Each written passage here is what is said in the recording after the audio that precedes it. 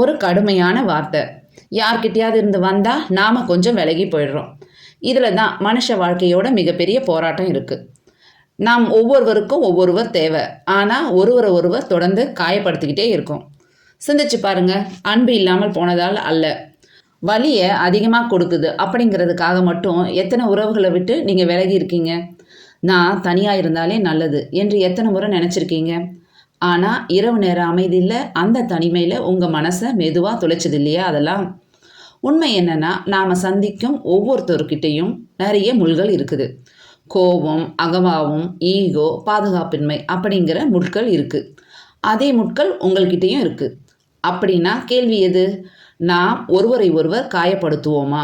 நிச்சயமாக காயப்படுத்துவோம். உண்மையான கேள்வி இதுதான்.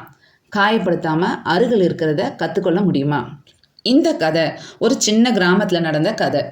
அந்த கிராமத்தில் மக்கள் ஒன்றா தான் வாழ்ந்தாங்க. ஆனால் மனசில் அமைதியோடு இல்லை. முள்ளம்பன்றிகள் சில ஒரு குளிர்கால இரவில் கற்றுக்கிட்ட பாடத்தை மனுஷங்க பலர் வாழ்நாள் முழுசும் கூட கற்றுக்கிறது இல்லை. மலைக்கு பக்கத்தில் இருந்த ஒரு சின்ன கிராமம் அது. அங்கு வீடுகள் பக்கத்தில் இருந்துச்சு. ஆனால் மக்களோட இதயங்கள் தொலைவில் இருந்துச்சு. ஒவ்வொரு காலையும் யாரோ ஒருத்தரோட சண்டை சத்தத்தோடு தொடங்கும். ஒவ்வொரு மாலையும் யாரோ ஒருத்தரோட மனக்கசப்போட முடியும். உன்னோட மாடு என்னோட வயலில் வந்துச்சு, மேய்ஞ்சிச்சு. நான் தான் முதல்ல தண்ணி எடுத்துகிட்டு போவேன். இந்த காலத்து பிள்ளைகளுக்கு மரியாதையே தெரியாது என்று தினமும் சண்டை. கணவன் மனைவி சண்டை, அண்ணன் தம்பி சண்டை, அம்மா மகன் சண்டை. இவையெல்லாம் சாதாரணமாக ஆயிடுச்சு அந்த கிராமத்தில். சிரிப்பு இருந்துச்சு, ஆனால் அது மகிழ்ச்சியின் சிரிப்பாக இல்லை. அது யாரையாவது கேலி செய்யறதுனால உருவாகிற சிரிப்பாக இருந்துச்சு. இது எல்லாத்தையும் பார்த்துட்டு இருந்தார் அந்த கிராமத்தோட தலைவர். அவருக்கு ஒரே ஒரு ஆசை இருந்துச்சு. இந்த மக்கள் கொஞ்சமாவது அமைதியாக வாழணும் அப்படிங்கிறது தான் அது. அவர் கூட்டம் வச்சார், அறிவுரை சொன்னார், கோபப்பட்டார், கெஞ்சினார். ஆனால் எதுவுமே மாறலை. அந்த கிராமம் தீயால் எரியலை, கோபத்தாலையும் அகம்பாவத்தாலையும் எரிஞ்சிட்டு இருந்துச்சு அப்படின்னு அவர் மனசில் நினச்சார். ஒரு நாள் மாலையில் சுற்றி திரியும் சாது அந்த கிராமத்துக்கு வந்தார். காலில் செருப்பில்லை, கையில் ஒரு மரக்கோல் மட்டும். ஆனால் அவரோட கண்களில் ஒரு ஆழமான அமைதி இருந்துச்சு. அவரை பார்த்த உடனே ஊர் தலைவர் அருகே போனார். கைகளை குப்பி வணங்கினார்.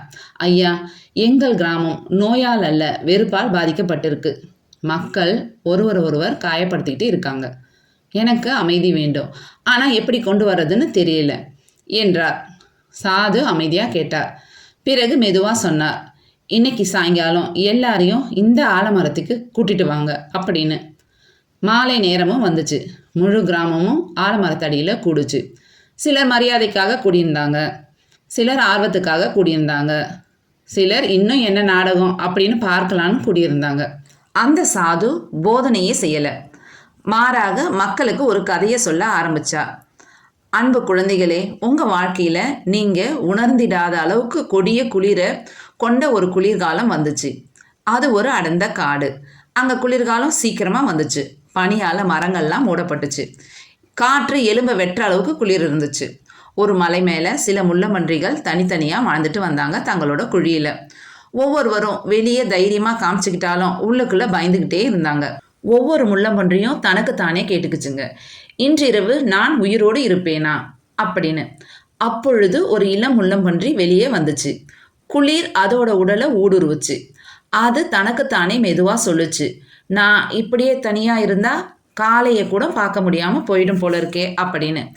அப்பொழுது அது தூரத்தில் மற்ற முள்ளம்பன்றிகளை பார்த்தது. அவைகளும் அதே போல் நடுங்கி கொண்டிருந்தன. அது அருகே சென்று சொன்னது, நாம் ஒன்றா இருந்தாதான் ஒருத்தரோட ஒருத்தர் வெப்பத்தை பகிர்ந்துக்க முடியும். மற்றவை தயங்கின. ஆனால் நம்முடைய முள்ளு குத்துமே, ஒருத்தர் பக்கத்தில் நெருங்கினா அப்படின்னு சொல்லிச்சுங்க.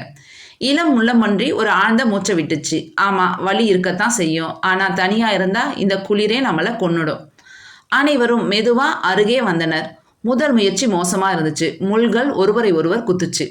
வலியில் அவர்கள் மீண்டும் விலகினர். ஆனால் விலகியவுடன் குளிர் அவர்களை மீண்டும் தாக்குச்சு. அவங்க இரண்டு வலிகளுக்கும் நடுவில் சிக்கிக்கிட்டாங்க. ஒரு பக்கம் அருகில் இருந்தால் வரும் காயம், மற்றொரு பக்கம் தனிமையின் குளிர். சிறிது நேரம் கழித்து அவர்கள் மீண்டும் முயன்றனர். இந்த முறை கவனமாக கொஞ்சம் இடம் விட்டு கொஞ்சம் சரி செஞ்சாங்க. எங்கே சாய வேண்டும், எங்கே அதிகமாக அழுத்தக்கூடாது அப்படிங்கிறத கற்றுக்கிட்டாங்க. சில நேரங்களில் முள்கள் இன்னும் குத்துச்சு, ஆனால் முள்ளமிட இப்போ குறைவு. அந்த இரவு முழுவதும் அவர்கள் கவனமான நெருக்கத்தில் ஒன்றா இருந்தாங்க. காலை வந்த பொழுது அவர்கள் சோர்வாக இருந்தாங்க, காயத்தோடு இருந்தாங்க. ஆனால் அவங்க உயிரோடு இருந்தாங்க. அவர்கள் கற்றுக்கொண்ட பாடம் இதுதான். அவர்களிடம் முட்கள் இருக்கலாம், ஆனால் பொறுமையுடனும் புரிதலுடனும் இருந்தால் அவர்கள் ஒருவருக்கொருவர் அருகில் வாழ முடியும் அப்படிங்கிற பாடத்தை கற்றுக்கிட்டாங்க. கதை முடிஞ்சுது. ஒரு ஆழமான அமைதி நிலவுச்சு. சாது மெதுவாக கேட்டா, நீங்களும் இந்த முள்ளமன்றிகளை போல தான் இல்லையா? அடிக்கடி சண்டையிடும் ஒரு பெண் தலையை குனிஞ்சா. மாசக்கணக்காக பேசாத 2 சகோதரர்கள் பார்வையை தவிர்த்தாங்க. சாது தொடர்ந்தா, மனிதர்களின் முட்கள் உடல்ல இல்லை, அவர்களோட வார்த்தையில தான் இருக்குது. கோபத்தில், அகம்பாவத்தில், ஈகோவில் இருக்குது. சிலர் காயப்பட்ட பிறகு முடிவெடுக்கிறாங்க, எனக்கு யாரும் தேவையில்லை, நான் தனியாக இருப்பேன்னு. ஆம், அது காயத்திலிருந்து காப்பாற்றலாம் உங்களை, ஆனால் அன்பின் வெப்பத்தை பறிச்சிடும். மற்ற சிலர் மிக அருகில் வந்து புரிதல் இல்லாமல், மரியாதை இல்லாமல் தினமும் ஒருத்தரை ஒருத்தர் காயப்படுத்திக்கிறாங்க. அறிவுள்ள வாழ்க்கை என்ன தெரியுமா? மக்களை விட்டு ஓடுறதுல இல்லை, எப்பொழுதும் தாக்குறதுலையும் இல்லை. முள்ள பன்றிகள் கற்றுக்கொண்டது போல வெப்பம் பகிரும் அளவுக்கு அருகில், ஆனால் ஆழமான காயம் தராத அளவுக்கு புரிதலோட வாழறதுல தான் இருக்குது. பிறகு சாது கொஞ்சம் உறுதியான குரலில் சொன்னார், நீங்கள் யாரும் இங்கே பசிக்காக சண்டை போட்டுக்கல, உங்களோட ஈகோவுக்காக சண்டை போட்டுக்கிறீங்க. நான் தான் சரி, நீ தப்பு, நான் தான் பெரியவன், நீ சின்னவன் அப்படிங்கிறது. ஒரு வாதத்தில் வென்று ஒரு இதயத்தை காயப்படுத்தினால் நீங்கள் உண்மையில் என்னத்தை ஜெயிச்சிங்க? யாரும் பேசலை, ஆனால் பல கண்கள் ஈரமாச்சு. கோபமாக இருந்தாலும் மெதுவாக பேச கற்றுக்கோங்க. கத்துறதுக்கு முன்னாடி நின்று கேட்க கற்றுக்கோங்க. உங்கள் முட்கள் யாரையாவது காயப்படுத்தினா மன்னிக்கவும் என்று சொல்ல கற்றுக்கோங்க. மற்றவர்களின் முட்கள் உங்களை காயப்படுத்தினா மன்னிக்க கற்றுக்கோங்க. ஒரு காட்டில் இருக்க முள்ளமன்றிகள் கூட ஒன்றா வாழ கற்றுக்குச்சு. இதயம் கொண்ட மனுஷங்க நம்மளால் ஏன் முடியாது? அன்றைய நாளைக்கு பிறகு கிராமத்தில் மெதுவாக மாற்றம் தொடங்குச்சு. எப்பொழுதும் கத்தும் பெண் அமைதியாக இருந்தா. சண்டையை தூண்டும் மனிதன் ஒரு நாள் மௌனமாக இருந்தான். கேலி செஞ்ச குழந்தைகள் மற்றவர்களுக்கு உதவ தொடங்கினாங்க. கிராமம் ஒரே நாளில் மாறலை, யாரும் பரிபூரணமாகவும் ஆகலை. ஆனால் அவங்க ஒரு விஷயத்தை மட்டும் நினைவில் வச்சுக்கிட்டாங்க. முட்கள் இருக்கலாம், ஆனால் வெப்பத்தை இழக்காமல் வாழணும் அப்படிங்கிறது தான். யாருக்காவது கோபம் வந்தால் யாரோ ஒருவர் மெதுவாக சொல்லுவார், முள்ளம்பன்றிகளை நினைவில் வை, ஈகோவின் போரில் வெற்றியாளர் கூட தோல்வியாளர் தான் அப்படின்னு.